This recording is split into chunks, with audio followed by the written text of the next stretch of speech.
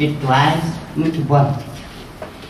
Vamos hoje para o capítulo 19 do livro Nos Domínios da Mediunidade. Espero que vocês tenham aproveitado o capítulo 17, dado pelo nosso irmão André Luiz Ramos na semana passada. Então vocês viram que nós juntamos o capítulo 16 com 18 sobre a missão, né, na psicografia, e depois o nosso irmão André Luiz deu sobre paz. Hoje nós vamos estudar então o capítulo 19, dominação telepática. Enquanto Aulos, André Luiz e Hilário estavam observando e estudando os casos no centro espírita, onde eles tinham a representação viva do que era a mediunidade dos encarnados, procurou Aulos uma senhora de nome Teonília, que o cumprimentou e disse que a Nésia, uma conhecida de ambos, estava passando por um período muito difícil e que ela rogava a intercessão dele, porque previa que ela poderia cair numa profunda depressão ou perda de energias vitais. Foi quando ficamos sabendo da história de Anésia. Ela tem 3 filhas, a mãe enferma e o marido Jovino, sobre o qual existe estranha fascinação de outra mulher.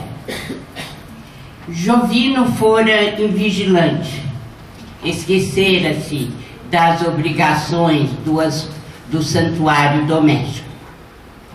Parecia desligado da companheira e das filhas, como se nunca houvesse abraçado a missão de pai.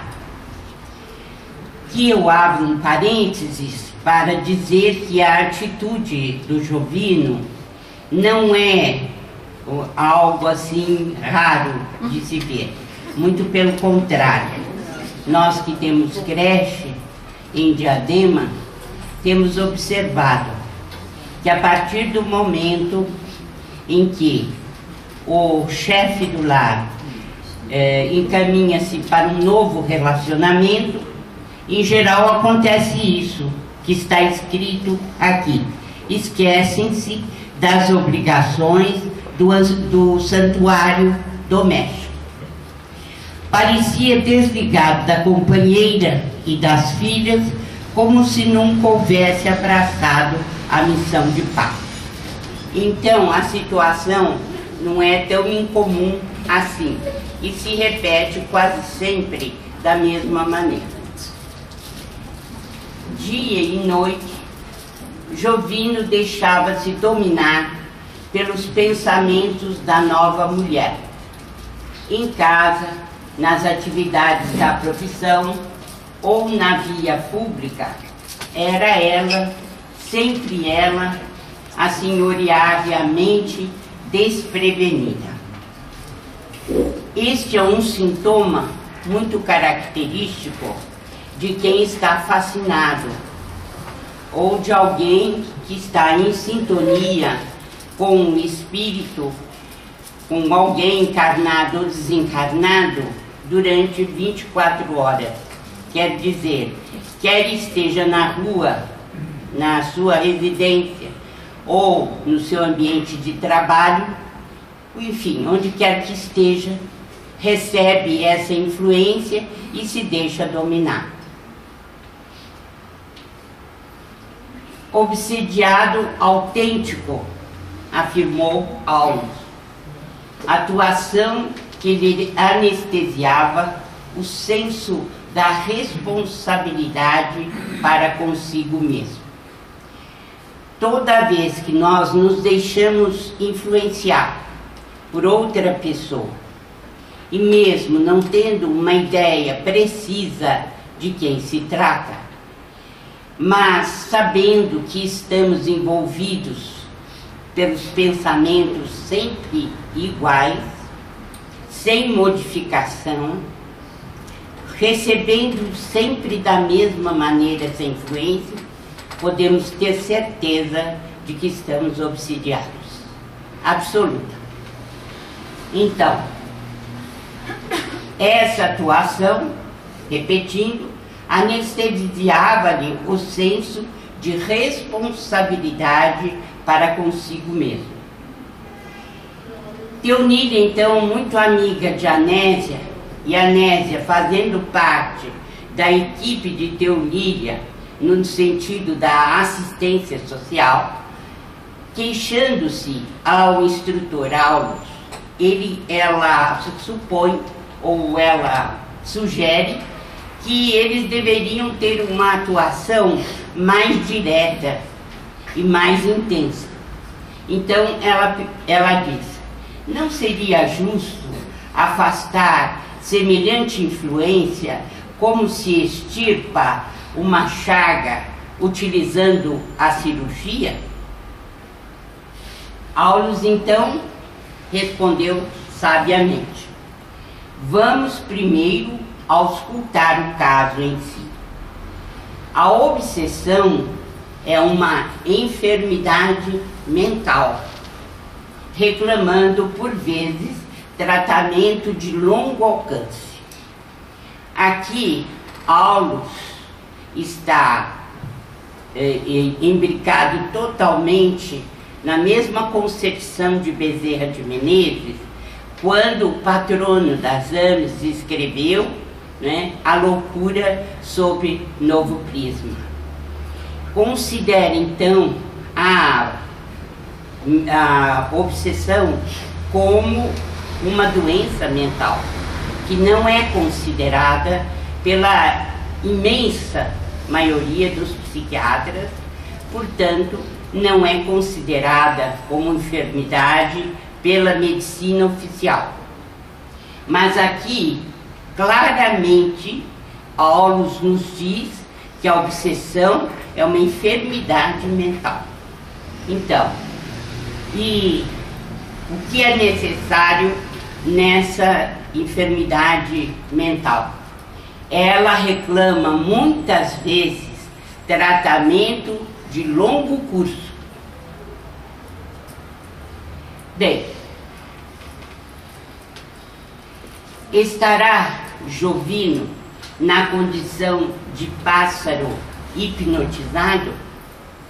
Esta é a pergunta que Aulus se faz, né, para encaminhar, talvez, a sua a atuação junto ao casal. Mas aqui, certamente, quando ele fala em pássaro hipnotizado, lembra o quê? O que ele está lembrando? O que a cobra faz com o pássaro? Hipnotiza, ele fica paralisado e ela come. Não é isso? Então, o nosso instrutor, o Aulus, diz: estará ele na condição de pássaro hipnotizado? Bem, Teonília diz para ele que é uma mulher perversa que se interpôs no meio do casal. E Aulus retifica dizendo: antes de dizer perversa, vamos considerá-la uma irmã infeliz. Primeiramente, eu acho que ele segue a orientação, né, do próprio Cristo, quando ele disse: Pai, perdoai-lhes, eles não sabem o que fazem, né? Então, para o médico ou para aquele que cuida da saúde humana, eu acho muito importante essa postura. Quer dizer, não vamos considerar perversidade mas infelicidade da criatura. Depois, eles se perguntam se Jovino estaria descendo a impressões do passado. Essa é uma pergunta que Auro se faz, né? Provavelmente seria, então, uma provação escolhida com finalidade redentora, mas ele não está sabendo resistir. Eu gostaria de analisar com vocês esta questão. Ele está dizendo que provavelmente o Jovino pediu o encontro com esta senhora, né, com esta mulher, a fim de ultrapassar essa dificuldade que seria a atração mútua. Mas o benfeitor diz que ele não está conseguindo ultrapassar a prova. Bem,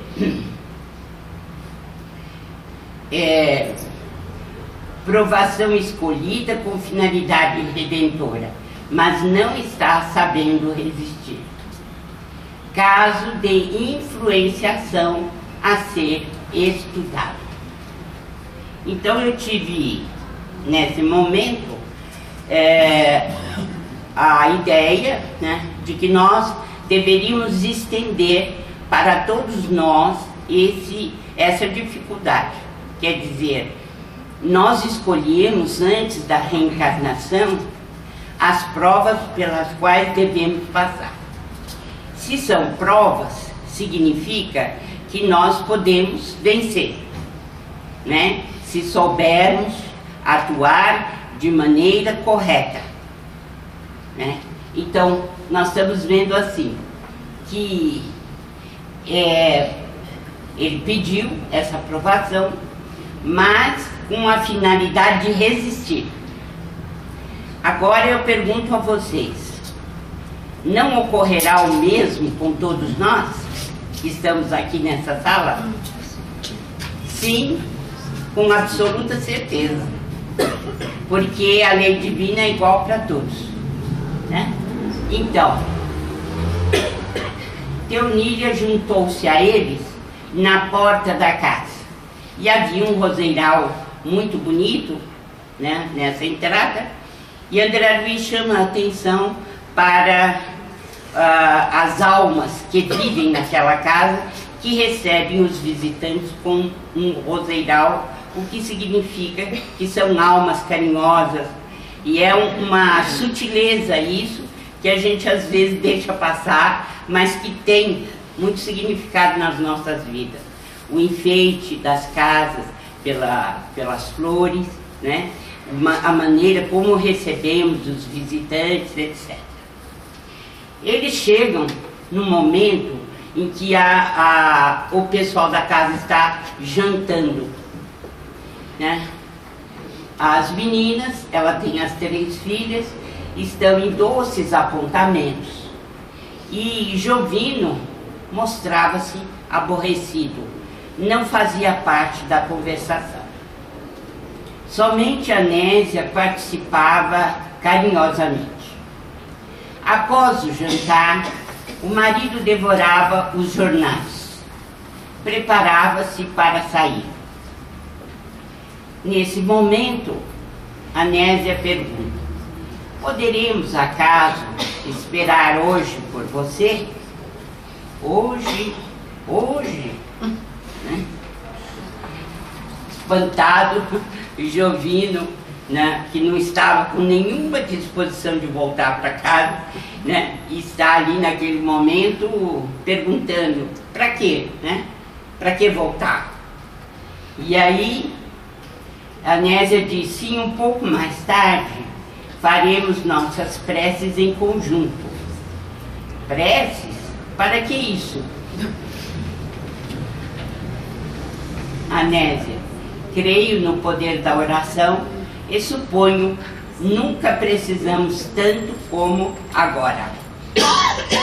Já se vê por esse diálogo, né, que a situação do casal não está harmônica, não está bem, e que ele está totalmente apartado das ideias espiritualistas, evangélicas da mulher.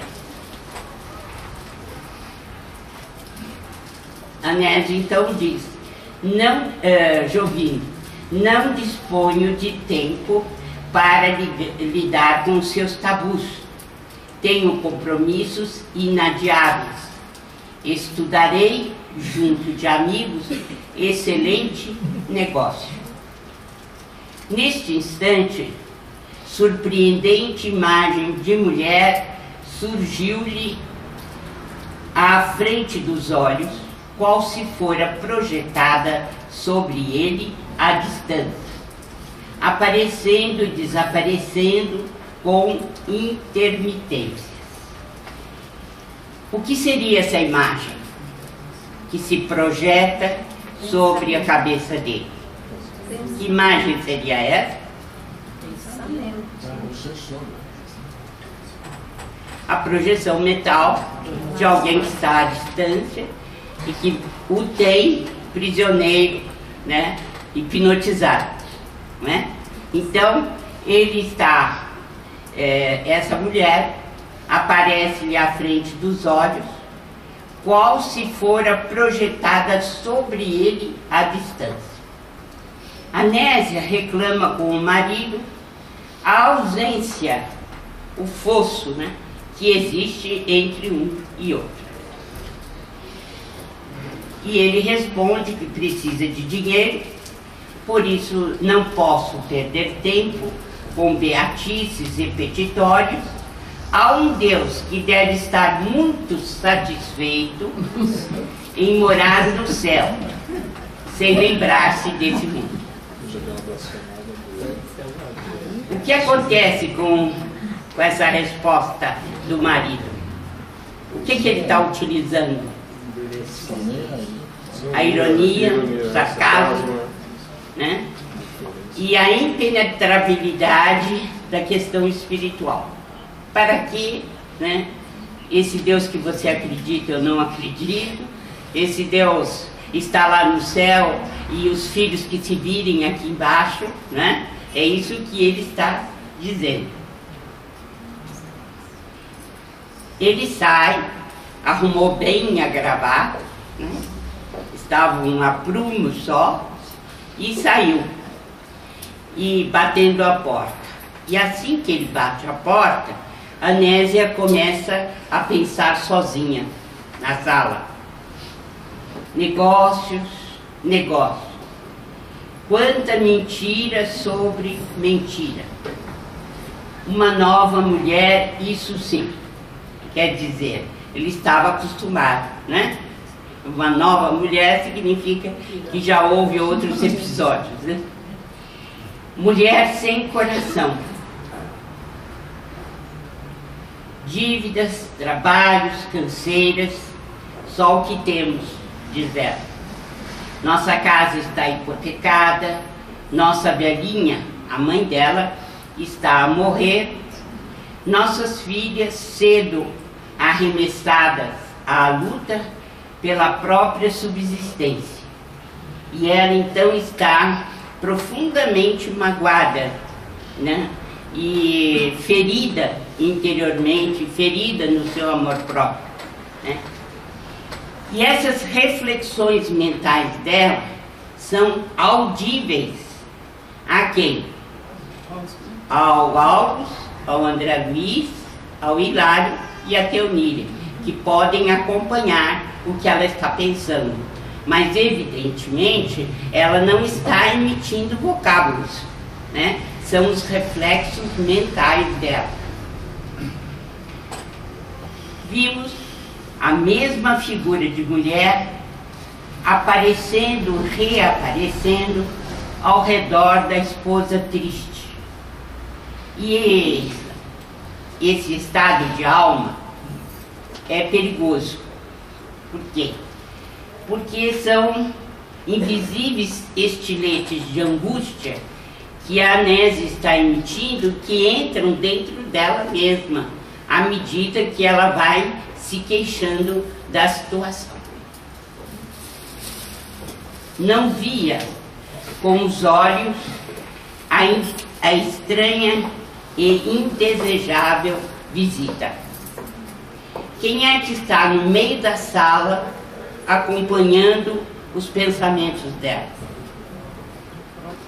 Ninguém, nem menos nem mais do que a própria mulher, né, que está influenciando o marido, e é claro, ele deixando-se influenciar com muito prazer, infelizmente, né?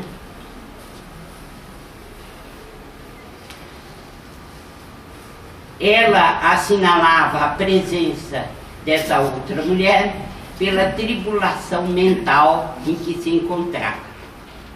E ela começou então a emitir frases mentais que eles passaram a recolher. Conheço-a.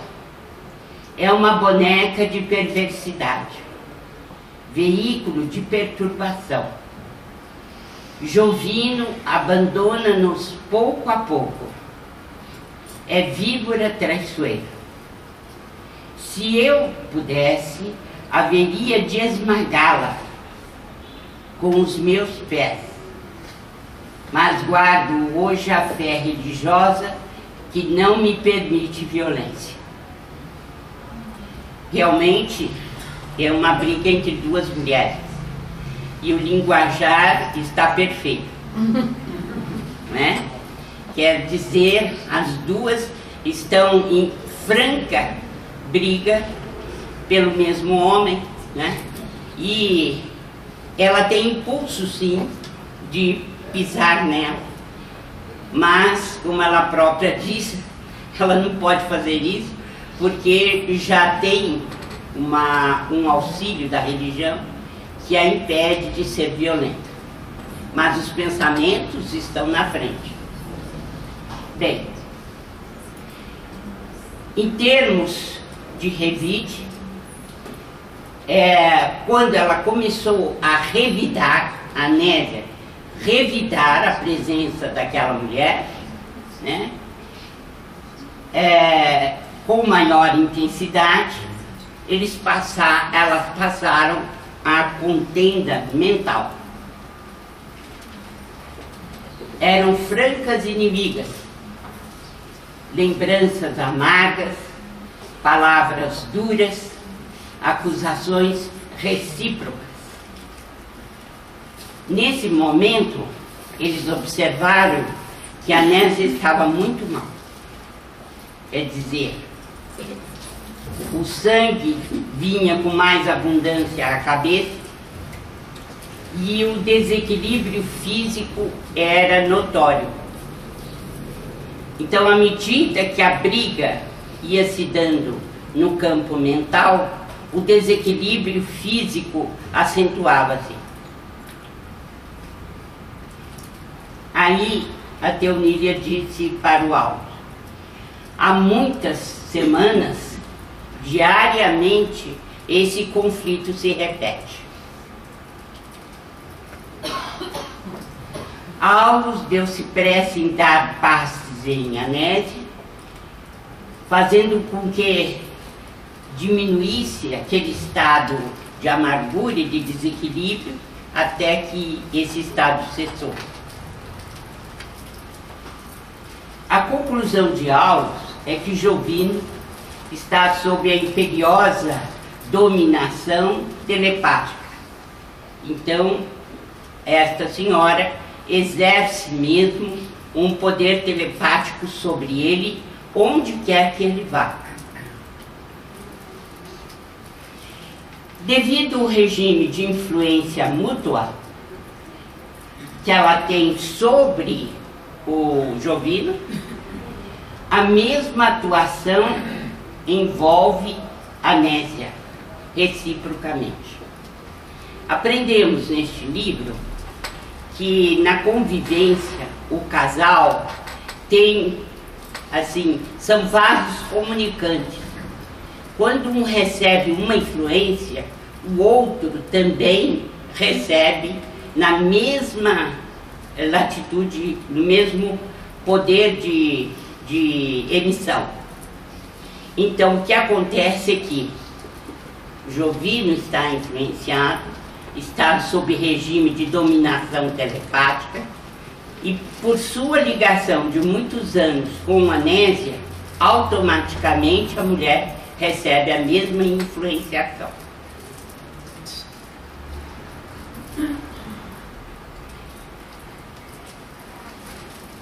Ela precisaria ter o perdão incondicional, disse Aulus.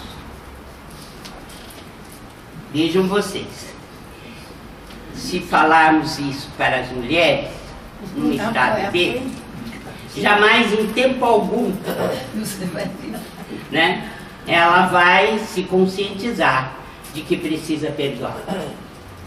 Vejam como é difícil. E o problema vai continuar, né? E quem sai perdendo, principalmente, é a Nésia, porque ela está se desequilibrando e perdendo forças físicas. Vejam a situação, né?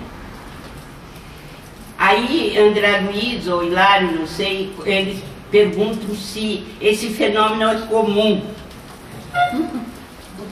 E aí o Aulus responde: é comum e generalizado. Comum e generalizado. Agora sim, este é o âmago do capítulo que nós estamos estudando.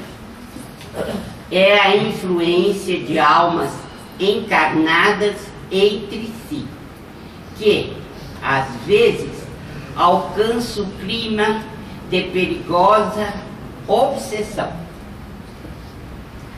Milhões de lares podem ser comparados a trincheiras de luta, em que pensamentos guerreiam pensamentos, assumindo as mais diversas formas de angústia e repulsão. Poderia esse fenômeno ser encaixado nos domínios da mediunidade? Perfeitamente, responde Aulus. Então vamos nos deter aqui. Ele disse que nos lares é comum esse tipo de fenômeno. E nós vamos ver mais a explicação dele, no que ele nos diz, sobre essa influenciação.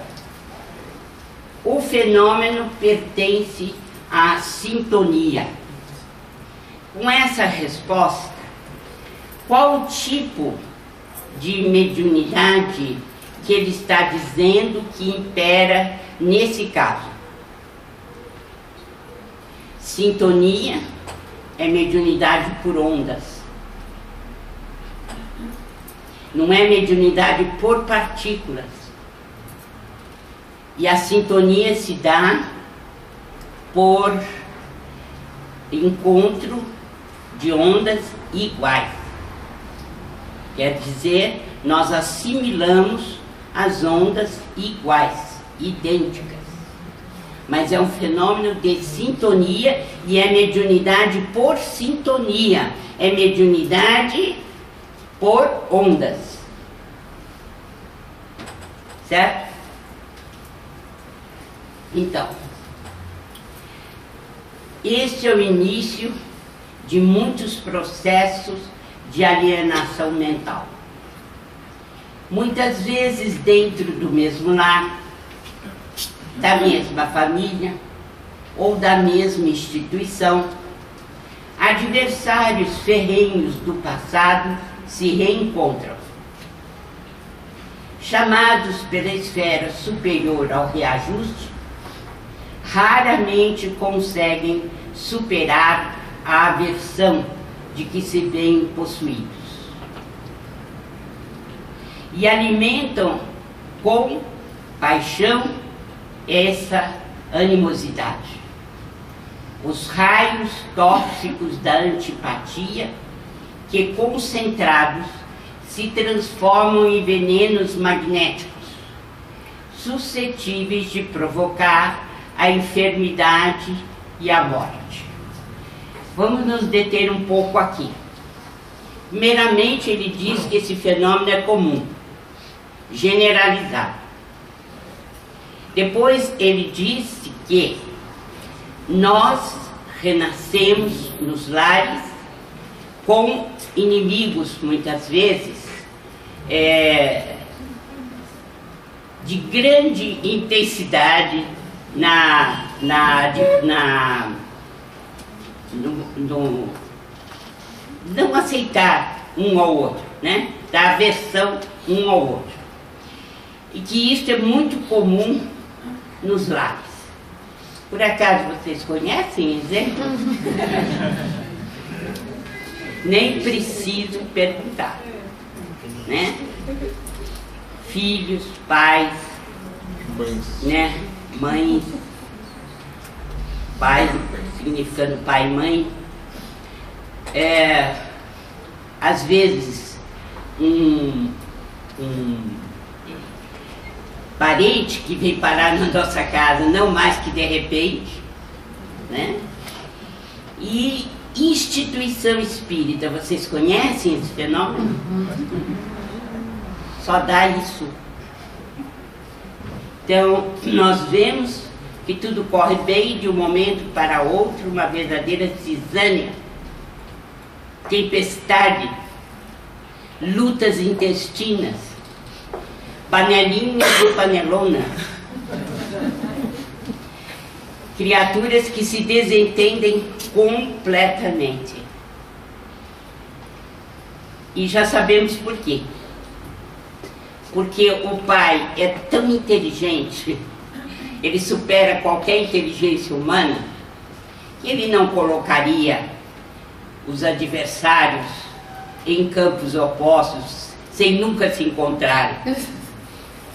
Um não nasce na China e outro no Brasil. Em absoluto, vai nascer dentro da casa, não é? Dentro de uma instituição, seja ela qual for, religiosa ou não, surgem os inimigos de outras vidas e às vezes, né, uma inimizade profunda, muito grande. E o que o Aulo está dizendo aqui? Na maioria das vezes nós não vencemos. Observem bem, né? Adversários ferrenhos do passado se reencontram, chamados pela esfera superior ao reajuste, raramente conseguem superar a aversão de que se veem possuídos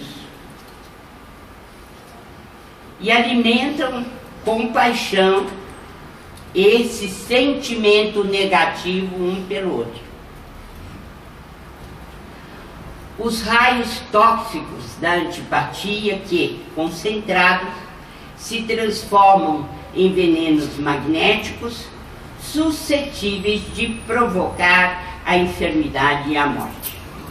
Então nós não devemos ter ilusão quanto a algo assim. Se nós não aproveitarmos para mudar o sentimento, aquilo vai contribuir para a enfermidade e a morte. Porque fomos nós que pedimos. O que é prova? Provação. É você quer passar por uma prova, quer passar por uma provação. Você vai se submeter a determinada provação para ver se você consegue uma boa nota. É ou não é verdade? Isso é prova. Então, muitos perguntam por que o Evangelho diz provas e expiações. As provas podem ser consideradas aqui. Antes de reencarnar, não, pode matar. Pode trazê-lo ou trazê-la. Eu tiro de letra. Não é isso? As promessas são muitas. Reencarnam, estão quase se matando no primeiro ano. Não é? Então, o problema é grave, é gravíssimo, porque as provas para serem vencidas precisam de humildade e amor, senão não vence. Nem adianta prometer, né? Mas o pai, que é maravilhoso, sempre coloca no caminho do filho a possibilidade de sair, de ir em frente. Então, para isso, não será necessário que a perseguição recíproca se expresse em contendas visíveis. Bastam as vibrações silenciosas de crueldade e despeito, ódio, ciúme, violência e desespero. Isso quer dizer o seguinte: às vezes você chega numa casa, está tudo em ordem, tudo maravilhoso, tudo nos seus lugares, mas você sente que um mal-estar, não sabe de onde vem, exatamente porque as brigas não são visíveis. Muitas vezes essas brigas estão encapsuladas, elas estão invisíveis, porque os nossos pensamentos estão sendo emitidos, mas eles não são vistos, apenas os seus efeitos. E os seus efeitos são de mal-estar para aquele que chega, por exemplo, em uma casa pensando que está tudo bem. Mas são trincheiras de morte, como diz Aldo. Trincheiras. São corrosivos e destruidores esses pensamentos. Como é que se dá? Pensamento exterioriza-se e projeta-se. Imagens e sugestões que arremessa sobre os objetivos que se propõe a atingir. Benigno e edificante, cria harmonia e felicidade. Desequilibrado e deprimente, cria aflição e ruína. Não é absolutamente raro nós observarmos no atendimento fraterno. As pessoas vêm com uma frase assim: o ambiente no lar está pavoroso, horrível, né? Estou sofrendo muito porque não consigo viver dentro desse ambiente. E a resposta dos espíritos, na sua maioria, compete a você formar o ambiente que você quer viver. Se não está bom, você tem que criar. E aí está o problema. A pessoa deseja que o centro espírita retire o elemento que a está fazendo infeliz. E não é assim. Por isso que o espiritismo é difícil, né? É duro. Então, a química mental vive na base de todas as transformações, porque realmente evoluímos em profunda comunhão telepática com todos aqueles encarnados e desencarnados que se afinam conosco. Quando existe malquerença, quando os espíritos não se entendem, que se odeiam, isso também é motivo de atração. Os pensamentos se atraem e eles vão viver na mesma faixa vibratória. Então, levemos em consideração isso que Aulo está dizendo aqui, né? Realmente evoluímos em profunda comunhão telepática com aqueles que estão à nossa volta. E ninguém duvide disso.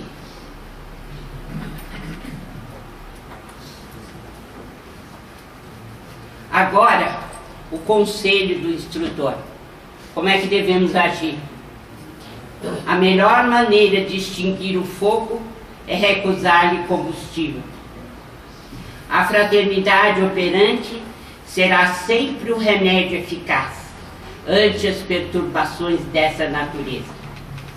Por isso mesmo, o Cristo aconselhou o amor aos adversários, o auxílio aos que nos perseguem e a oração para os que nos caluniam, para obtermos paz e vitória na nossa encarnação.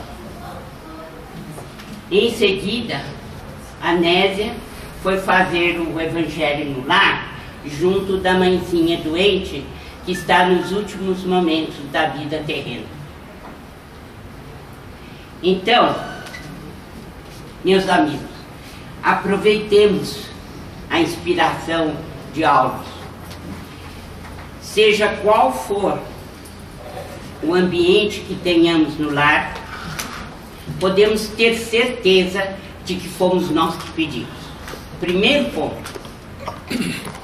Esta é uma aprovação pela qual temos que passar. E para suplantarmos com boas notas e conseguirmos um ambiente de paz e de vitória espiritual, sem dúvida nenhuma, nós temos que promover o entendimento entre todos os membros da família. E esse entendimento, ele somente se dará se nós agirmos dentro da paz, do equilíbrio. Vocês viram que ele aconselhou, né, para Teoníbia, né, que deveriam inspirar a Anésia a perdoar. Mas nós sabemos que a situação vai se agravar, deve ter se agravado ao longo do tempo, porque ela não tinha essa intenção. Aqui no atendimento fraterno, nós já pegamos 2 casos de dominação telepática. E a reação das mulheres é sempre a mesma. É sempre do mesmo jeito. E quando você ou os espíritos aconselham ao perdão, então saem correndo para procurar outra casa espírita, porque essa não é suficientemente forte. Né? E os conselhos não são bons. É difícil mesmo. Você passar pela aprovação realmente exige de você testemunho, renúncia, abnegação e esse exercício que devemos fazer todos os dias.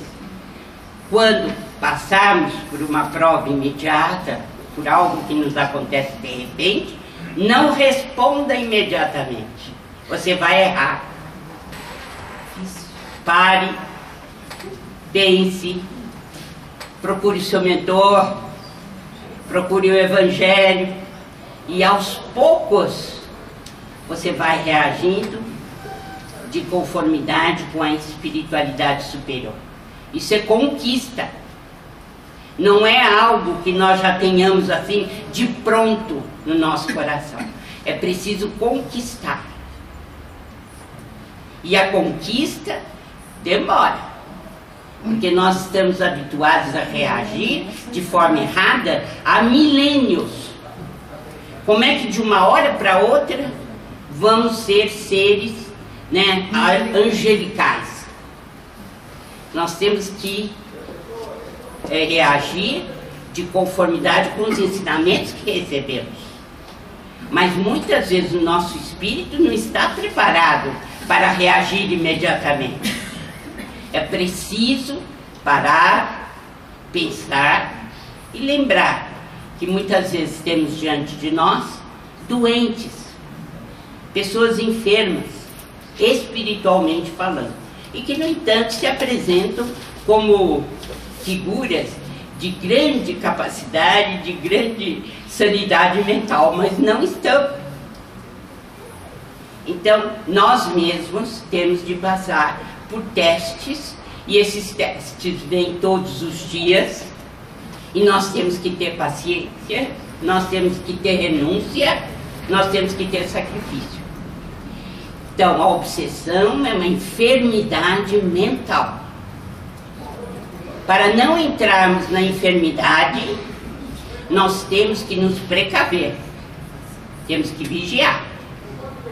E temos que nos precaver e vigiar, né, com as atitudes que Jesus nos ensinou, que é a da paciência, do perdão, do entendimento, do que a respeito dos nossos irmãos em humanidade, que nós estamos sujeitos ao erro também, e que erramos sempre e devemos pedir perdão. Por quê? São exercícios que nós estamos fazendo para mudar de conduta e sermos aprovados quando deixarmos esse mundo, porque conseguimos ultrapassar a prova pior ou as provas piores. Isso é o que eu tinha que dizer sobre dominação telepática. Alguma pergunta a respeito? Doutora, do contrário, a gente voltaria em novas reencarnações para reajustar, né, no caso. Volta sempre, Sebastião. A vida é um eterno regresso. Por quê? Porque a dificuldade é grande. O nosso orgulho, a nossa vaidade, a nossa presunção é muito grande. Nós nem avaliamos quanto, porque nós achamos que estamos sempre certos, mas não estamos certos. Eu tenho mais uma pergunta para a senhora fazer. É sobre a mediunidade de transporte. Como que o espírito, que quando dorme, ele viaja para o plano superior, e depois como que ele faz para trazer tudo que ele presenciou para passar em livro? É o que está acontecendo com um médium lá da Bahia, que se chama Luiz Carlos Carneiro. Tem várias obras dele, mas a mediunidade dele é de transporte. Ele deita, aí desaparece, só volta lá na madrugada. Como que eles fazem para poder captar tudo o que ele presenciou? Olha, a questão da memória, na experiência na experiência fora do corpo, ou desdobramento, que você quer dizer como transporte, é o desdobramento. Então, ele vai se recordar daquilo que os espíritos julgarem que é importante ele se recordar, né? Isso vai ficar vívido na memória presente dele, consciente. Mas há outras coisas que ele não vai recordar. Por quê? Porque não é bom para ele. Então, nem sempre o médium de desdobramento, como foi o Antônio de Castro, nem sempre eles voltam com toda a consciência do que ouviram. Nem sempre, porque não convém. E muitas vezes a pessoa se desdobra, vai realmente em outros lugares, mas não tem consciência. Está no plano da inconsciência, porque não convém. Certo.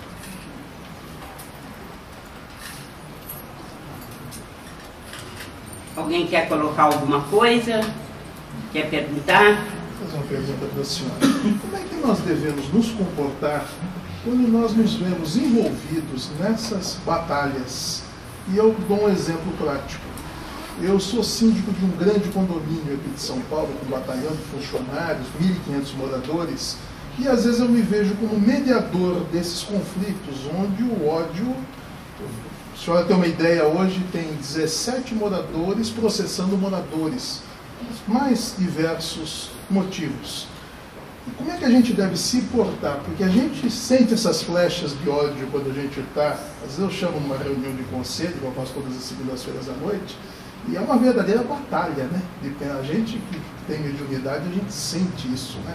Esse envolvimento. Como é que a gente pode se proteger? Eu creio que não estou de graça nisso, né? Alguma coisa a gente deve ter, mas que realmente é uma batalha, é uma guerra, e às vezes exaure, né? As pessoas, alguns médios lá do condomínio ficam exauridos quando estão nessas reuniões. Todos ouviram? Então, realmente você não está de síndico por acaso, né? Primeira coisa que a gente observa. O Aulus deixou aqui nesse capítulo algo importante. Se você não quiser aumentar o fogo, não lhe dê combustível. o seu principal papel é não dar combustível. Então, se os seus pensamentos forem para A, B ou C, né, não convém colocá-los. Por quê? Você não está no âmago do problema, o problema não é seu. Você tem que ficar como intermediário. E a intermediação não pode ter nenhuma laiva de combustível, né? Não pode ter querosene, gasolina, não pode ter nada. Oxigênio. Exato. Não pode ter nada. E sempre conduzir assim, com o máximo de isenção, e deixar que a justiça humana, né, siga o seu caminho e dê a solução para o caso. E toda vez que você for para uma reunião dessas, você se prepara. Faça a sua leitura, peça inspiração ao seu mentor e aos mentores, e tenho certeza de que você vai conseguir a isenção. Precisa ficar isento, né? Já imaginou um juiz que se deixasse levar pelas partes de forma injusta? A gente não conhece tudo, né?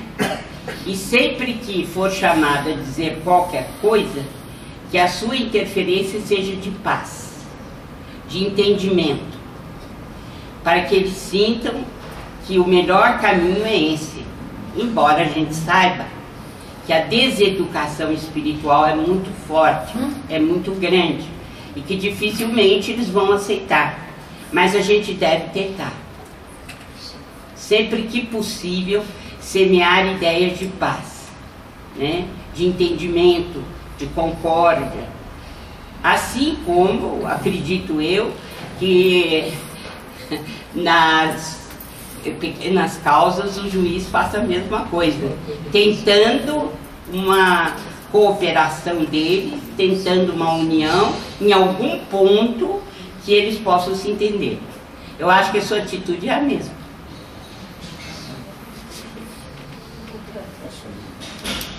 Fala. Quando a gente sabe que de vez em quando na vida da gente acontecem problemas, e quando eles têm que acontecer, todos juntos, né? Tudo desmorona. Então, mesmo, eu acho que principalmente o espírita, encontrar o equilíbrio, principalmente da mente, é muito difícil quando você está passando por uma provação. E eu queria perguntar, como é que a gente controla os pensamentos e muda a vibração, que não basta só querer, tem o sentir, que é difícil, para poder vencer essa... não ter mais a troca de energia com o que você não quer, não pode, né? Eu acho que primeiramente nós temos que pôr uma barreira nossa para receber pensamentos maus, ruins e emiti-los. Nós devemos nos policiar. Por quê? Porque se estamos diante de uma prova, essa prova é difícil, por que eu vou complicar? Outra coisa que precisamos fazer é entender que o nosso anjo da guarda, ele está sempre junto de nós, mas nem sempre nós estamos junto deles. Eles estão prontos a nos ajudar com ideias, mas para isso precisa a oração, a leitura de um texto sadio, né? E falar pouco, né? E adotar a água da paz. Botar a água dentro da boca, você não engole e nem joga fora. E toda vez que vier vontade de falar, você não pode, porque você não pode se livrar da água. Foi a água da paz que Dona Maria João de Deus ensinou para o Chico. E é isso mesmo, porque o combustível vem da língua. É esse combustível que se refere ao altos. Pititi, pititi, pititi, pititi, pititi, pititi, e acabou. Acabou. Não tem nenhum momento em que ambos refletem para o melhor resultado. Não tem. Em geral, a gente se deixa envolver. Então, o que eu posso dizer é isso. Cuidado com as palavras. Né? Coloque uma barreira e só entre quando você tiver a possibilidade de pacificar. Se não tiver, não entre. Quem sai chamuscado é você. Você? Um minuto. O exemplo que ele deu, eu passei pela mesma experiência, e eu li uma matéria que me ajudou muito, que foi o desenvolvimento do quociente emocional, que é uma capacidade que nós temos muito adormecida nas nossas sensibilidades. E que se você lidar com o quociente emocional, desenvolvendo, por exemplo, técnicas de tentar identificar dos teus oponentes quais são dos 10 papéis, né, que eles citam, qual é o seu favorável a você, qual é o crítico, qual é o papa na língua, são 10 papéis, qual é o facilitador, o catalisador. E se você desenvolver essas técnicas, você consegue criar um convívio entre essas pessoas da harmonia. Mas isso é uma capacidade que você também está tendo como desafio de você se desenvolver com isso para essa evolução em prol das expiações. Esse é um comentário rápido. Então vamos trabalhar. Um abraço.